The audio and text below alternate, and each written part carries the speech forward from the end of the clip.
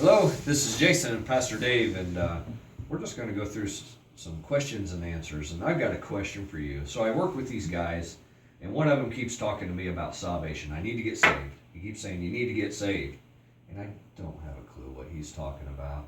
Can you help me with this one? This need to be saved. I agree with that. I think that's without a doubt. That every man, actually the Lord, he says that he would not have anyone to not come to know him and to experience his salvation. It's his will that all would be saved. But this idea of saved really comes from a simple story of the Lord coming into the world to rescue us out of what we were, unbeknownst to us, trapped in a world of things that of flesh and the truth about who I am, this wanting to have all I can get out of this world and living for the pleasures of this world. And I think it's normal, but the truth of it is it takes my heart away from the one who put me in this world, the one who created me. So salvation is simply bringing me back to what I was created for. And to come to Christ, to have this experience of salvation is the most marvelous story. It is so simple.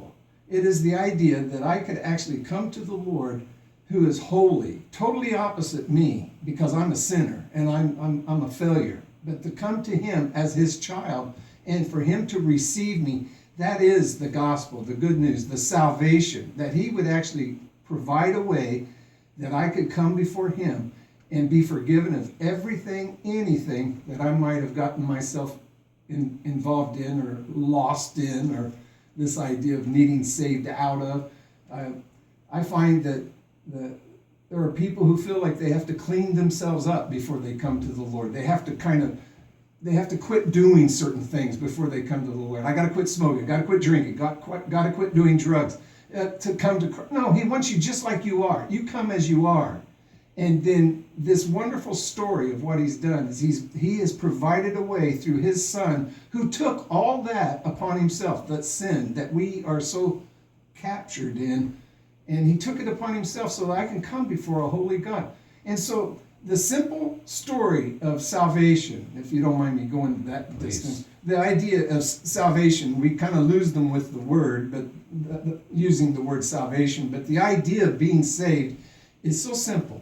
It is that if you believe in your heart the Lord Jesus Christ and confess with your mouth that God raised him from the dead, this idea, Romans chapter 10, 9 and 10, this idea of coming to the Lord is a place of, I make up my heart, my mind, that I want to give my life to him. I give my heart to him, and he takes it. He who came into the world, this idea of 2,000 years ago, someone dying on a cross, what's that got to do with me? It has everything to do with you. He came to die for what was holding me captured to this world that I couldn't come free from. And if I would receive what he has done, he died for not his sins, but for my sins. And in that I find this salvation. In that simple form, just that salvation. So I've spent time trying to find something of this world to put my hope into, and I found nothing. And what you're telling me is that if I confess that I'm a sinner with my mouth, and I believe that Jesus is God in my heart, that he's going to save me from all this. Yeah, if it's of the heart. I have seen this miracle over and over. It's the greatest miracle in all the world, is when a man, a woman, a child, a young man, a young woman give their heart to the Lord and say, come in my life and forgive me. I want to live for you.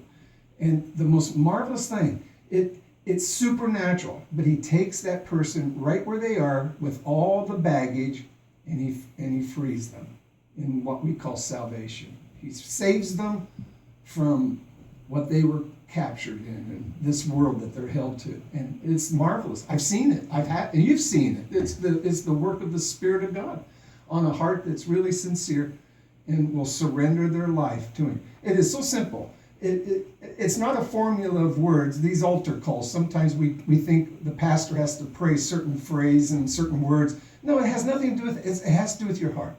And just say, Lord, I was was laying in my bed. I wasn't even in a church when I came to the Lord, and He saved me. But I just said, God, if you're real, I want to know, and come in my life. And my life changed.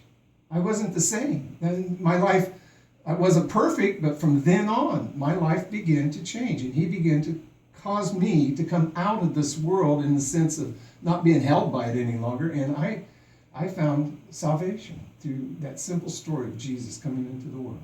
Sounds like God made it pretty simple. It is, and it's really for anyone. And it's so simple that your heart kind of breaks that people make it so difficult.